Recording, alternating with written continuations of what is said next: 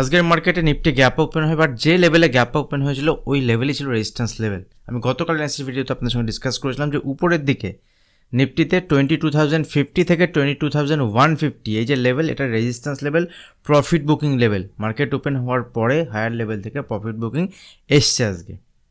দেখুন মার্কেটে যদি আমরা দেখি নিফটি ব্যাংক নিফটিতে একটা প্রফিট বুকিং এসছে, বাট স্টক যে দুটো আমি আপনাদের সঙ্গে লাস্ট ভিডিওতে ডিসকাস করেছিলাম, ফার্স্ট স্টক ছিল এসবিআই ব্যাংক। এসবিআই ব্যাংকের আজকে যে লেভেল ছিল ইম্পর্টেন্ট, উপরের দিকে 660 লেভেল ব্রেক করলে উপরের দিকে 678 20 পয়েন্টে প্রায় ব্রেকআউট লেভেল থেকে 3%-এর মুভমেন্ট হয়েছে। আজকে যদি ওভারঅল মার্কেটে দেখি, ওভারঅল মার্কেটে এসবিআই ব্যাংকের 4%-এর মুভমেন্ট হয়েছে পজিটিভ সাইডে। এবং যদি আমরা এমএফএসএল ম্যাক্স ফাইন্যান্সিয়াল সার্ভিসেস, লাস্ট দিন আমরা এইটা ক্যারি করছিলাম প্রিমিয়াম গ্রুপে, আমি আপনার সঙ্গে ডিসকাস করেছিলাম যে আমরা একটা কল ক্যারি করছিলাম প্রিমিয়াম গ্রুপের, যার প্রাইস ছিল 15 টাকা মানে 15 রুপিস, সেটা আজকে 29 টাকা গেছে। এক লট মানে হচ্ছে 800 কোয়ান্টিটি। তো একটা ভালো প্রফিট প্রিমিয়াম মেম্বার এখান থেকে জেনারেট করেছে। আমারও পজিশন ছিল, লাস্ট অ্যানালিসিস ভিডিওতে আমি এই স্টকটা নিয়ে আপনার সঙ্গে ডিসকাস করছিলাম। তো এখান থেকে লাস্ট দুদিনের স্টকের মুভমেন্ট হচ্ছে 10%। তো এখান থেকে আগামী দিনে নিফটি ব্যাংক নিফটি কেমন মুভমেন্ট হতে পারে, আগামীকালের ইম্পর্টেন্ট লেভেল কী থাকবে। লাস্ট ভিডিওতে যে দুটি স্টক আপনাদের সঙ্গে শেয়ার করেছিলাম সেই দুটি স্টকে একটা পজিটিভ সাইডে মুভমেন্ট হয়েছে। আশা করি আপনারাও এখানে ভালো প্রফিট জেনারেট করেছেন। দেখুন আপনারা কমেন্ট করুন আপনাদের ভিডিও কেমন লাগছে, ভিডিও আপনাদের জন্য হেল্পফুল হয়, ভিডিওতে আপনারা লাইক করে সাপোর্ট করুন, তাহলেই আগামী দিনে আরও ভালো ভিডিও আমি নিয়ে আসার চেষ্টা করব, আরও কিছু নতুন বিষয় আপনাদের সঙ্গে শেয়ার করতে থাকবো। তো আপনাদের সাপোর্ট যদি থাকে, আপনারা যদি ভিডিও শেয়ার করেন, আরও যদি আমাদের রিচ বাড়ে, তাহলে এগুলো সম্ভব। দেখুন এখানে যদি আমরা নিফটির ক্ষেত্রে দেখি, নিফটি উপরের লেভেল থেকে প্রফিট বুকিং এসছে এবং নিচের দিকে যে সাপোর্ট লেভেল ছিল, সাপোর্ট লেভেলের কাছে নিফটি সাপোর্টও নিয়েছে। উপরের দিকে যে প্রফিট বুকিং লেভেল ছিল, আমি লাস্ট অ্যানালিসিস ভিডিওতে আপনার সঙ্গে ডিসকাস করেছিলাম, যেটা হচ্ছে মার্কেটকে উপরে যেতে হলে 22,150 যে লেভেল আছে, 22,150-র উপরে মার্কেটকে সাস্টেন করতে হবে।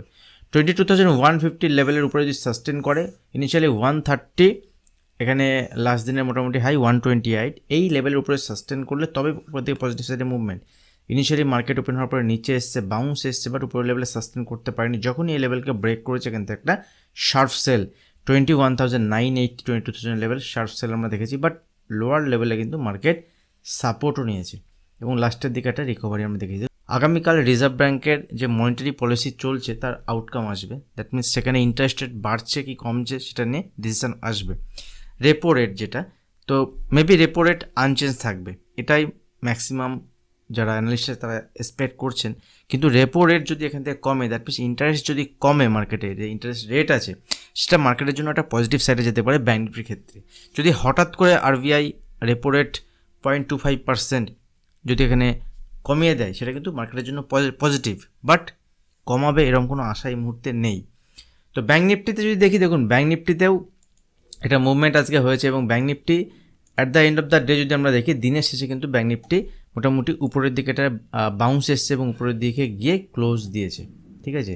এবং এসবিআই ব্যাংকের একটা ভালো কন্ট্রিবিউশন আজকে ব্যাংক নিফটিতে ছিল, যেখানে ওপেন হয়েছিল সেই ওপেনিং রেঞ্জের কাছাকাছি গিয়ে ক্লোজ দেওয়ার চেষ্টা করেছে। বাট যদি আমরা লাস্ট 30 মিনিটের মুভমেন্টকে এখানে যেহেতু এভারেজ প্রাইস হিসেবে ধরা হয়, সেই হিসেবে কিন্তু আজকের ক্লোজিং 100 পয়েন্ট নিচে দেখাচ্ছে। তো আগামীকাল যেখানে মার্কেট ওপেন হবে, ওপেনের বেসিসে আমরা এখান থেকে ট্রেড প্ল্যান করতে পারি। যেহেতু আরবিআই মনিটারি পলিসি আছে, মার্কেটে একটা মুভমেন্ট সেটা উপরের দিকে হতে পারে, নিচের দিকে হতে পারে, যে কোনো দিকে একটা মুভমেন্ট আসতে পারে, কারণ নিউজ বা ইভেন্ট যেহেতু আছে। আর ইনফ্লেশন যেহেতু কন্ট্রোলে এসছে, আগের থেকে ইনফ্লেশন কন্ট্রোলে আসার পরে মার্কেটে রেপো রেট কমতেও পারে, বাট এখনই না কমলে হয়তো নেক্সট যেটা মার্চে আসবে, সেই মার্চে যখন ইন্টারেস্ট রেট ডিসিশন আসবে সেখানেও কমাতে পারে, বা ভোটের আগে এটা ডিসিশনটা দিতে পারে। তো অনেক কিছু হতে পারে, যেটা হবে তার ভিসে ট্রেড করা যেতে পারে। যদি আমি নিফটির ক্ষেত্রে দেখি, নিফটি আগামীকালের ট্রেড প্ল্যান কী হতে পারে, দেখুন 5 মিনিটের চার্ট বা 15 মিনিটের চার্ট যদি আমি দেখি, 5 মিনিটের চার্ট যদি আমি ওপেন করি, নিফটি হায়ার লেভেল থেকে প্রফিট বুকিং হচ্ছে ইনিশিয়ালি 22,000-এর উপরে যদি নিফটি সাস্টেন করে, ধরুন এখানে এই রেঞ্জের মধ্যে ওপেন হলো, ঠিক আছে, এই রেঞ্জের মধ্যে যদি ওপেন হয়, ওপেন হওয়ার পরে উপরের দিকে যদি মুভমেন্ট হয় এবং 22,000 এই লেভেলের উপরে যদি মার্কেট সাস্টেন করে, সেক্ষেত্রে 22,050 22,080 লেভেল পর্যন্ত দেখাতে পারে এবং এতে 70-80 পয়েন্টের মুভমেন্ট হলে সেখানে প্রফিট বুক করতে হবে, কারণ বড় মুভমেন্ট তখনই পসিবল যদি 22,150 উপরে বাজার সাস্টেন করে একদিন এবং তারপরের দিন যখন লেভেলকে ব্রেক করবে সেই দিন।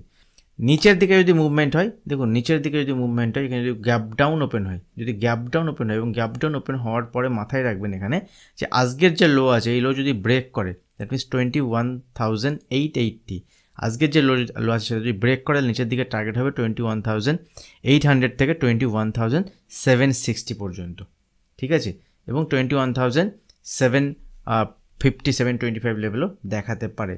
তো আজকে লো ব্রেক করলে এখান থেকে 80-90 পয়েন্টের মুভমেন্ট নিচের দিকে ইনিশিয়ালি দেখাতে পারে, সেখানে ট্রেড সেট আপ অনুযায়ী পজিশান নেওয়া যেতে পারে। দেখুন লাস্ট কয়েকদিন ধরে আমরা দেখেছি প্রিমিয়াম গ্রুপে কিছু স্টক আমি শেয়ার করছিলাম এবং সেখান থেকে অপশানেও কিন্তু একটা ভালো প্রফিট অনেকে জেনারেট করেছেন। তো আপনারা যারা প্রিমিয়াম গ্রুপে জয়েন হতে চান, নিফটি ব্যাঙ্ক নিফটির যেমন অ্যানালিসিস আমি এখানে করছি সেই ধরনের অ্যানালিসিস বা সেই ধরনের অ্যানালিসিসের বেসিসে যদি আপনি ট্রেড সেট আপ পেতে চান, সেক্ষেত্রে আপনি প্রিমিয়াম গ্রুপে জয়েন হতে পারেন। Intraday during the market hour, যখন মার্কেট চলে সেই সময় আমি ওখানে অ্যাক্টিভ থাকি। প্রিমিয়াম গ্রুপে জয়েন হওয়ার ডিটেলস পাবলিক টেলিগ্রাম চ্যানেলে দেওয়া থাকবে। এখন যারা পাবলিক টেলিগ্রাম চ্যানেল জয়েন করেনি, ওখানে আপনারা জয়েন হতে পারেন সম্পূর্ণ ফ্রি। বিভিন্ন আপডেট, নিউজ, ইভেন্ট, চার্ট এগুলো থাকলে আমি ওখানে শেয়ার করতে থাকি। দেখুন ব্যাঙ্ক নিফটির ক্ষেত্রে কি, ব্যাঙ্ক নিফটি যদি ইন্টারডে চার্ট দেখি, 5 মিনিটের চার্ট ওপেন করছি, একটা কমন বিষয় যেটা ব্যাঙ্ক নিফটি দেখা যাচ্ছে সেটা হচ্ছে ব্যাঙ্ক নিফটি দেখুন প্রত্যেক দিন যদি আমরা দেখি ব্যাঙ্ক নিফটি ওপেন হওয়ার পরে হায়ার লেভেলে সাস্টেন করতে পারছে না, নিচে আসছে, বাট এখানে কিন্তু নিচেও একটা রেঞ্জ বানাচ্ছে। এবং লাস্ট যদি আমরা দেখি এখান থেকে 5 তারিখ থেকে আজকে 7 তারিখ, 5, 6, 7, 3 দিনের মার্কেট একটা রেঞ্জের মধ্যে, এবং এই রেঞ্জটা কিন্তু খুব বড় নয়। উপরের দিকে 46,100 আর নিচের দিকে যদি আমরা দেখি 45,600। তার মানে এখানে মোটামুটি এই 400-500 পয়েন্ট যে রেঞ্জ আছে, রেঞ্জের মধ্যে মার্কেট আছে। যদি মার্কেট এই রেঞ্জ থেকে বের হয়, যে কোনো দিকে বের হলে কিন্তু এখান থেকে 400 থেকে 500 পয়েন্টের মুভমেন্ট মার্কেট দেখাবে as per technical, as per price action. যদি আমি আপনাদেরকে বলি সে নিচের দিকে হতে পারে, সে উপরের দিকে হতে পারে। যেহেতু ইভেন্ট এসছে আগামীকাল, যদি আরবিআই থেকে কোনো সংকেত আসে, সেক্ষেত্রে যদি বাজার উপরের দিকে 46,100 বা 46,050 উপরে এখানে 10 মিনিট ট্রেড করতে স্টার্ট করে, 5 মিনিট একটা ক্যান্ডেল ক্লোজ দেওয়ার পরে যদি উপরে ট্রেড করতে স্টার্ট করে, সেখানে কিন্তু পজিশন নেওয়া যেতে পারে রিস্ক রিওয়ার্ড বেশি মেনটেন করে। কারণ দেখুন বাজার যদি এখানে গ্যাপ ডাউন ওপেন হয় তাহলে কিন্তু বাজার উইক, বা যদি গ্যাপ ডাউন ওপেন হয় তাহলে বাজার weak. That means gap down open হওয়ার পরে যদি 45,700 লেভেলকে ব্রেক করে, বাজার এখানে উইক। আর আগামীকাল নিফটির এক্সপায়ারি আছে, আজকে ব্যাঙ্ক নিফটি এক্সপায়ারি ছিল, ব্যাঙ্ক নিচে এসছে কিন্তু উপরে গেছে। বাট যদি আমরা দেখি অ্যাজ বড় মুভমেন্ট হয়, নিচে এসছে উপরে গেছে, ক্লোজিং কিন্তু এই লেভেলে দেখাচ্ছে না। যেখানে ক্লোজিং দেখাচ্ছে এই মুহূর্তে, এখানে ক্লোজিং হচ্ছে না, কারণ লাস্ট 30 মিনিটের এভারেজ প্রাইসে এখানে ক্লোজিং 45,800 সামথিং এখানে ক্লোজিং দেখাচ্ছে। তো আগামীকাল এখানে সবথেকে ভালো ট্রেড সেট আপ হবে যদি ব্যাঙ্ক নিফটি এই রেঞ্জের মধ্যে ওপেন হয়, ঠিক আছে, 46,000 থেকে 45,800 রেঞ্জের মধ্যে যদি ওপেন হয়। ওপেন হওয়ার পরে যদি এখানে 10টা পর্যন্ত বা 10:30 পর্যন্ত, কারণ মনিটারি পলিসির যেটা আউটকাম আসে, দ্যাট মিনস আমাদের যে reserve bank governor Shaktikanta Das তিনি যখন স্পিচ দেবেন, ঠিক আছে, তখন কিন্তু তিনি কি বলছেন সেটাও ইম্পর্টেন্ট। তো তারপরে যদি বাজারের উপরের দিকে মুভমেন্ট হয়, 46,100 লেভেলকে ব্রেক করে উপরের দিকে মুভমেন্ট হয়, অপশান চেন ফিউচার ডেটা দেখার পরে সেখান থেকে বাই সাইডে পজিশন নেওয়া যেতে পারে। উপরের দিকে 300 থেকে 400 পয়েন্টের মুভমেন্ট ইন্টারডে বেসিসে দেখাতে পারে।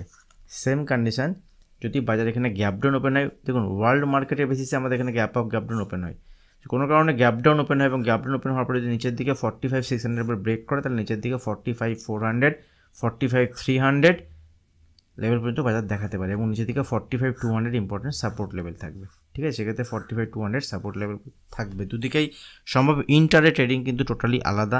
ইন্টারডে ট্রেডিং করার সময় ইম্পর্টেন্ট লেভেল ডেটা যেভাবে তৈরি হবে ইন্টারডে বেসিসে, মার্কেট যখন চলে সেই সময় তার বেসিসে কিন্তু এখানে কাজ করতে হয়।